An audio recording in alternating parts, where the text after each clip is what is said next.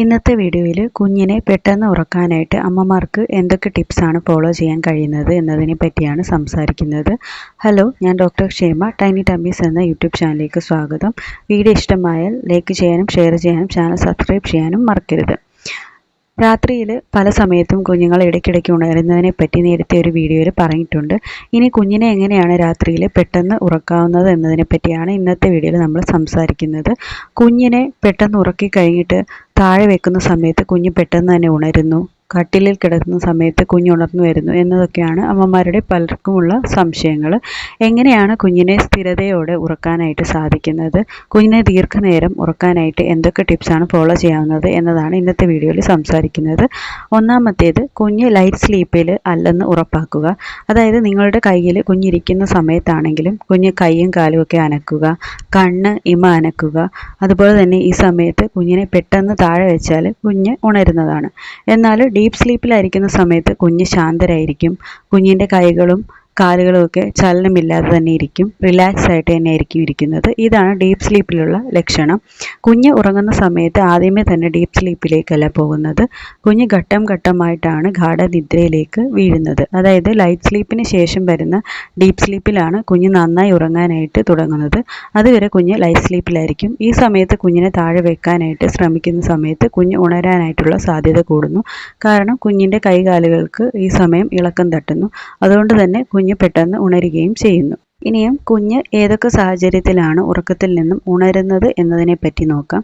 കുഞ്ഞ് ഉണരുന്നത് ഒരു പക്ഷേ ഫീഡിങ് കൊണ്ടാവാം, രണ്ടാമത്തേത് ഡയപ്പർ ചേഞ്ചിന് വേണ്ടിയിട്ടായിരിക്കാം, മൂന്നാമത്തേത് നോയ്സൊക്കെ കേട്ടിട്ട്, നാലാമത്തേത് കുഞ്ഞിന് ക്ഷീണം മാറി ഇനി ഉറങ്ങാനുള്ള സാധ്യതയില്ല, ഇതുകൊണ്ടൊക്കെ ആയിരിക്കാം. ഇതിലേതാണെങ്കിലും നിങ്ങൾ പ്രോപ്പറായിട്ടുള്ള അഡ്ജസ്റ്റ്മെൻറ്റ്സ് നടത്തണം. അതായത് കുഞ്ഞ് വിശന്നിട്ടാണ് ഉണരുന്നതെങ്കിൽ ഫീഡ് ചെയ്യാനും ഡയപ്പറൊക്കെ ചേഞ്ച് ചെയ്യാനും ശാന്തമായ നോയ്സ് ഇല്ലാത്ത ഒരു റൂമിലേക്ക് മാറ്റാനും ഒക്കെയായിട്ട് ശ്രമിക്കണം. രണ്ടാമത്തേതാണ് റൂം ടെമ്പറേച്ചർ. അതായത് കുഞ്ഞിൻ്റെ റൂം ടെമ്പറേച്ചർ എത്രയാണെന്ന് നിങ്ങൾ മനസ്സിലാക്കുക. ചില കുഞ്ഞുങ്ങൾക്ക് എപ്പോഴും ചൂടും ചില കുഞ്ഞുങ്ങൾക്ക് എപ്പോഴും തണുപ്പുമാണ് ആവശ്യമായിട്ടുള്ളത്. കുഞ്ഞിൻ്റെ ആവശ്യകത അനുസരിച്ച് നിങ്ങൾ ഫാൻ ആണെങ്കിലും എ സി ആണെങ്കിലും അഡ്ജസ്റ്റ് ചെയ്യാനായിട്ട് ശ്രമിക്കുക. ഫാനൊക്കെ നവജാത ശിശുക്കൾക്ക് 2 സ്പീഡിലും ഇടാം. എ സി ആണെങ്കിൽ 26 മുതൽ 28 ഡിഗ്രി സെൽഷ്യസിലൊക്കെ സെറ്റ് ചെയ്യാവുന്നതാണ്.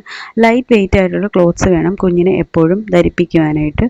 ഓവറായിട്ട് വിയർക്കുന്ന കുട്ടികളാണെങ്കിൽ രാത്രിയിൽ ബ്ലാങ്കറ്റ്സ്, അതുപോലെ തന്നെ കട്ടിയുള്ള പുതപ്പ്, കട്ടിയുള്ള ഡ്രസ്സസ് ഒക്കെ അവോയ്ഡ് ചെയ്യുന്നത് തന്നെയാണ് എപ്പോഴും നല്ലത്. മൂന്നാമത്തേതാണ് കുഞ്ഞിനെ റൂം ഡാർക്കായിട്ടുള്ള സ്ഥലത്ത് തന്നെ എപ്പോഴും ഉറക്കാനായിട്ട് ശ്രമിക്കുക. ഇടയ്ക്ക് കുഞ്ഞ് ഉണർന്നാലും ലൈറ്റ്, ടോയ്സ്, ജനലിൻ്റെ വെളിച്ചം, അതുപോലെ തന്നെ മരങ്ങൾ, പക്ഷികൾ, ഇവിടെയൊക്കെ ഉള്ള സൗണ്ട് കേട്ടിട്ട് ഓവറായിട്ട് സ്റ്റിമുലേറ്റഡ് ആവുകയും ആ സമയത്ത് കുഞ്ഞിൻ്റെ ഉറക്കം നഷ്ടമാവുകയും കുഞ്ഞ് പെട്ടെന്ന് ഉണരുകയും ചെയ്യുന്നു. എന്നാൽ കുഞ്ഞിനെ ഡാർക്കായിട്ടുള്ള കാമായിട്ടുള്ള ഒരു റൂമിൽ ഉറക്കുന്ന സമയത്ത് കുഞ്ഞിടയ്ക്ക് ഉണർന്നാൽ തന്നെ ഈ വക ഓവർ സ്റ്റിമുലേഷൻസ് ഒന്നും ഉണ്ടാവാതെ തന്നെ കുഞ്ഞ് തിരിച്ച് സ്ലീപ്പിലേക്ക് പോകുന്നു. ഈ സമയത്ത് കുഞ്ഞിന് നന്നായി ഉറങ്ങാനും സാധിക്കുന്നു. കുഞ്ഞിൻ്റെ സർക്കാഡിയൻ റിതം എങ്ങനെയാണ് സെറ്റ് ചെയ്യേണ്ടതെന്ന് നേരത്തെ ഒരു വീഡിയോയിൽ പറഞ്ഞിട്ടുണ്ട്.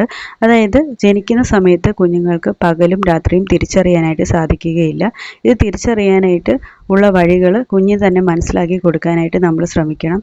അതായത് കുഞ്ഞിനെ രാത്രിയാകുന്ന സമയത്ത് വളരെ ഡാർക്കായിട്ടുള്ള കാമായിട്ടുള്ള എൻവയോൺമെൻറ്റിൽ ഉറക്കാനായിട്ട് ആദ്യം തൊട്ട് തന്നെ ശ്രമിക്കുക. പിന്നീട് കുഞ്ഞ് ഡേ ലൈറ്റിലും നൈറ്റ് ടൈമിലും ഉറങ്ങാനായിട്ട് അഡ്ജസ്റ്റ് ആവുകയും കുഞ്ഞ് ഉറങ്ങുകയും ചെയ്യുന്നു.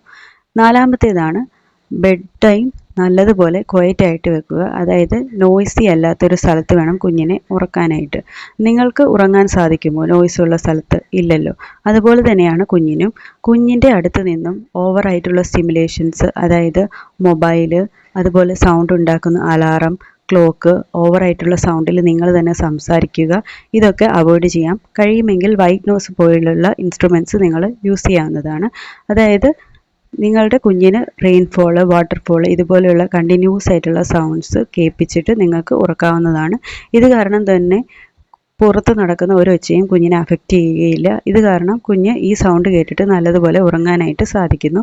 ഇത് പുറത്തുള്ള രാജ്യങ്ങളിലൊക്കെ കൂടുതലായിട്ട് യൂസ് ചെയ്ത് വരുന്ന ഒരു സാധനമാണ് വൈറ്റ് നോയ്സ് എന്നുള്ളത്. നമ്മുടെ നാട്ടിൽ ഇത് അങ്ങനെ യൂസ് ചെയ്ത് കണ്ടിട്ടില്ല. വേണമെങ്കിൽ നിങ്ങൾക്ക് ട്രൈ ചെയ്യാവുന്നതാണ്. അഞ്ചാമത്തേതാണ് സ്വാഡ്ലിംഗ് എന്ന് പറയുന്നത്. അതായത് കുഞ്ഞിനെ വാമായിട്ടുള്ള ക്ലോത്ത്സ് കൊണ്ട് പൊതിഞ്ഞ് കംഫർട്ടബിൾ ആക്കി വെക്കുക. ഇത് ചെയ്യുന്നത് കൊണ്ട് കുഞ്ഞ് നല്ലതുപോലെ ഉറങ്ങാനായിട്ട് ശ്രമിക്കുകയും കുഞ്ഞിൻ്റെ കൈയും കാലും ഒക്കെ ഒതുങ്ങിയിരിക്കുകയും കുഞ്ഞുറങ്ങുകയും ഒക്കെ ചെയ്യുന്നു. കുഞ്ഞിനെ സ്വാഡിൽ ചെയ്യുന്നത് കൊണ്ടുള്ള മറ്റൊരു ഗുണമാണ് സഡൻ ഇൻഫൻറ്റ് ഡെത്ത് സിൻഡ്രോം ഒക്കെ അവോയ്ഡ് ചെയ്യാനായിട്ടും സാധിക്കുന്നു എന്നുള്ളത്.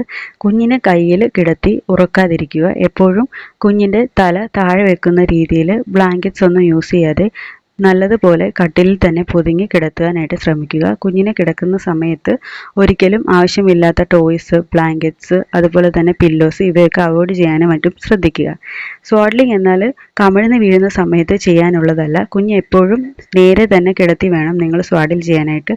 ഒരിക്കലും കമിഴ്ന്ന് വീഴാനായിട്ട് ശ്രമിക്കുന്ന കുഞ്ഞുങ്ങൾ, അതായത് 4-5 മാസം പ്രായമുള്ള കുഞ്ഞുങ്ങളിൽ സ്വാഡ്ലിംഗ് ട്രൈ ചെയ്യാതെ ഇരിക്കുന്നതാണ് എപ്പോഴും നല്ലത്. ഇനി കുഞ്ഞിനെ ഉറക്കാനായിട്ട് ശ്രമിക്കുന്ന സമയത്ത് കുഞ്ഞിൻ്റെ ഡയപ്പറൊക്കെ പ്രോപ്പറായിട്ട് ചേഞ്ച് ചെയ്തിട്ടുണ്ടോ, കുഞ്ഞിന് ആവശ്യമായിട്ടുള്ള പാല് കിട്ടിയിട്ടുണ്ടോ എന്നൊക്കെ ഉറപ്പുവരുത്തണം. ഇല്ലെങ്കിൽ ഇടയ്ക്ക് കുഞ്ഞ് വിശപ്പ് കാരണമൊക്കെ ഉണരാനുള്ള സാധ്യതയുണ്ട്. കുഞ്ഞിനെ ബോട്ടിൽ ഫീഡിംഗ് ആണെങ്കിലും ബ്രസ്റ്റ് ഫീഡിംഗ് ആണെങ്കിലും മതിയായിട്ടുള്ള പാല് കിട്ടിയിട്ടുണ്ടെന്ന് ഉറപ്പുവരുത്തിയതിന് ശേഷം മാത്രം നിങ്ങൾ ഉറക്കാനായിട്ട് ശ്രമിക്കുക. ഏഴാമത്തേതാണ് കുഞ്ഞിൻ്റെ ഹങ്കർ ക്യൂസ് ഒക്കെ നോക്കി നിങ്ങൾ മനസ്സിലാക്കുക. കുഞ്ഞിന് വിശപ്പുണ്ടോ, കുഞ്ഞിൻ്റെ വിശപ്പ് മാറിയോ എന്നൊക്കെ ഉള്ളത്. ഇതെങ്ങനെയാണ് മനസ്സിലാക്കേണ്ടതെന്ന് നേരത്തെ പറഞ്ഞിട്ടുണ്ട്. ന്യൂബോൺ സ്റ്റേജിൽ കുഞ്ഞുങ്ങൾ ഏകദേശം 45 മുതൽ 120 മിനിറ്റ് വരെയാണ് ഒറ്റ സെക്ഷനിൽ ഉറങ്ങാനായിട്ട് ശ്രമിക്കുന്നത്. നിങ്ങളുടെ കുഞ്ഞ് 40 മിനിറ്റ് മാത്രമാണ് ഉറങ്ങിയതെങ്കിൽ പിന്നീടുള്ള സെഷനിൽ കുഞ്ഞ് കുറച്ചു നേരം മാത്രം ഉണരുകയും പിന്നീട് ദീർഘനേരം ഉറങ്ങാനായിട്ട് ശ്രമിക്കുകയും ചെയ്യുന്നത് കാണാം. ഇത് നിങ്ങളുടെ കുഞ്ഞ് 120 മിനിറ്റ് ഒക്കെ ഉറങ്ങിയെങ്കിൽ പിന്നീട് കുറേ നേരം ഒക്കെ ഉണർന്നിരിക്കാനും ശ്രമിക്കുന്നതായിട്ട് കാണാം. ഇതൊക്കെ നോർമലാണ്. ഇതൊക്കെ ഏകദേശം ആവറേജ് ആയിട്ടുള്ള ഒരു കണക്ക് മാത്രമാണ്. ഇതും നിങ്ങൾ മനസ്സിലാക്കുക. നിങ്ങൾ കുഞ്ഞിനെ ഓവറായിട്ട് സ്ട്രെസ് ചെയ്യാതെ ഇരിക്കുക. ഒരുപാട് ആളുകൾ, നോയ്സ്, സ്ട്രേഞ്ചേഴ്സ് ഒക്കെ ഉള്ള ദിവസം ഓവറായിട്ട് കുഞ്ഞ് സ്റ്റിമുലേറ്റഡ് ആവുകയും കുഞ്ഞ് കരയുകയും ഒക്കെ ചെയ്യാം. ഓവറായിട്ട് നിങ്ങൾ കുഞ്ഞ് ഫീഡിങ് ചെയ്യുന്നുണ്ട്, നിങ്ങൾക്ക് ഒരുപാട് ബുദ്ധിമുട്ട് തോന്നുന്നുണ്ടെങ്കിൽ പാസിഫയർ ഒക്കെ യൂസ് ചെയ്ത് കുഞ്ഞിനെ ഒന്ന് കാം ചെയ്യാനായിട്ട് നോക്കാവുന്നതാണ്. ഇത് 6 ആഴ്ചയ്ക്ക് മാത്രം ശേഷമാണ് നിങ്ങൾ ഉപയോഗിക്കേണ്ടത്.